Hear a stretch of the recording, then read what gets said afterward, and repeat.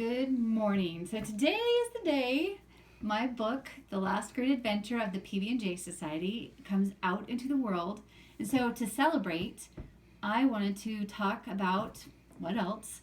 PB&Js. So I have my father with me today. The expert. The expert of PB&Js. We shall see who's the real expert anymore. And I wanted to show you the appropriate way to make a PB&J. Now, my father has his own way. I learned from him and then I improved the system. And so we're going to see the way he makes PB&Js and the way I make PB&Js, and you can decide who's right and who's wrong. So, if you would like to begin.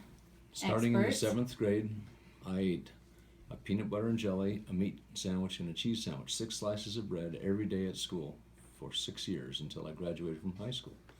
And then when I would come home from school, I would make my own peanut butter and jelly, and I learned on how to improve what my mother made. And we'll talk about that as the video goes on.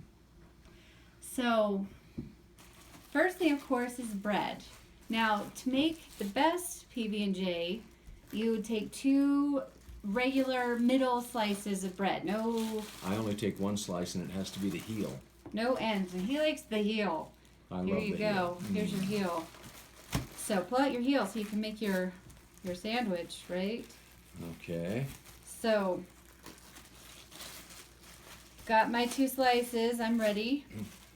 Got my 1 heel. I am ready. Now, utensils are an important part of making a PB&J. Notice, I have 2 knives. If you're making a perfect sandwich, you have one for the peanut butter and one for the jelly. That way you don't contaminate things. However, you can get the jelly out nicer with a spoon. So I use a spoon and a knife. What's really fun is that, just a tidbit, sometimes he'll just eat the jelly off the spoon. He'll take the bite of bread and then eat the jelly off the spoon. So it becomes a PB&J in your mouth. It's much fresher that way. yum. So the next thing is the peanut butter. So my father Has to be Skippy Super Chunk, the only true peanut butter. Now, I don't mind super chunk. I'll be honest. I don't mind chunky, but nice, smooth peanut butter makes a much better sandwich, in my opinion. So here we've got this. Now, jelly, that's the next thing. Of course, it's important. And what kind of jelly you use is very important. I myself prefer grape. As do I. So here's grape. This is Smucker's.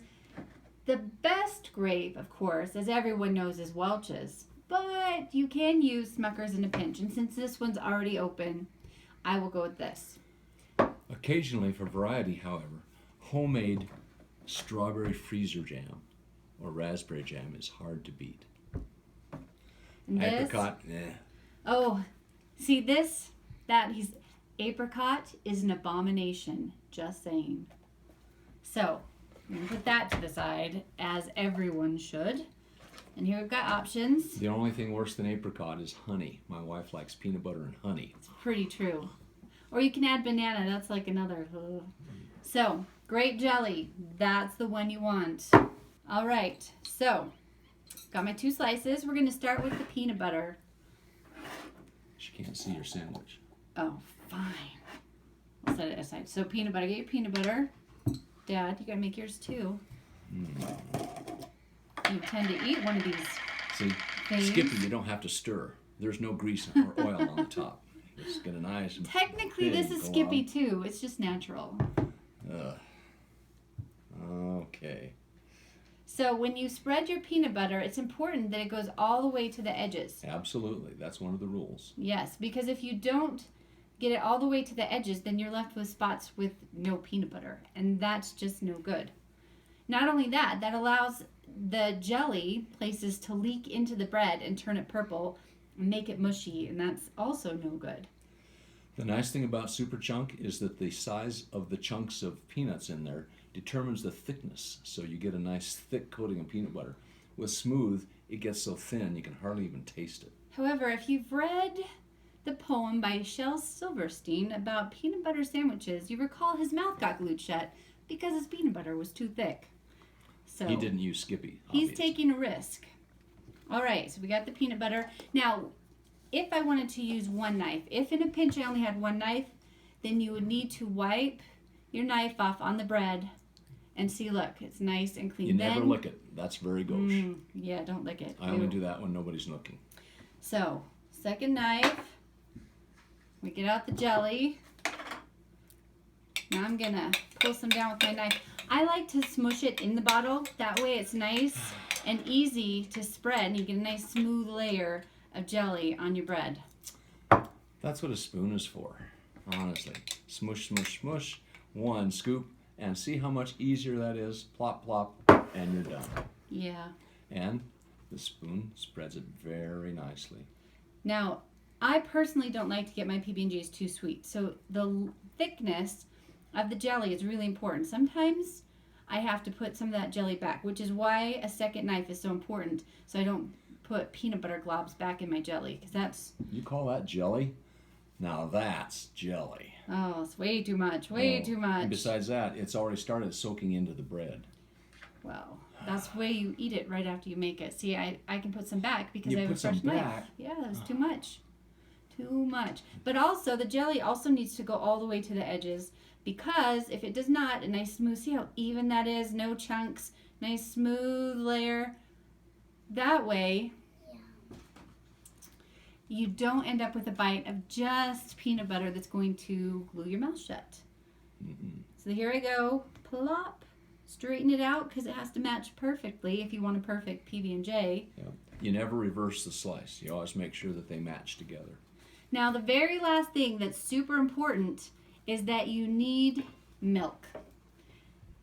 You Milk can't for the morning eat cake.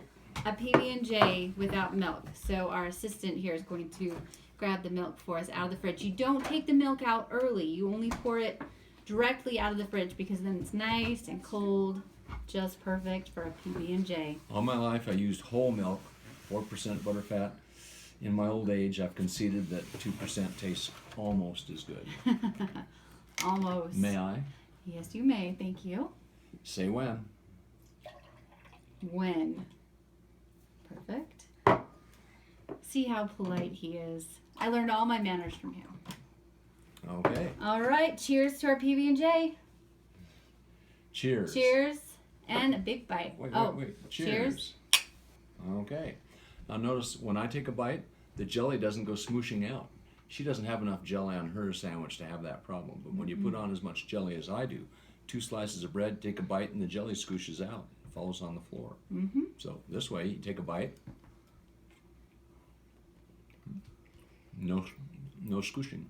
Don't talk with your mouth full either. Very rude indeed. Well, that has been your tutorial on making a correct peanut butter and jelly sandwich. Hope you've enjoyed it. And welcome to the world, the last great adventure of the PB&J Society. Bye. Have a good day. Bye. Now, was my nose shiny?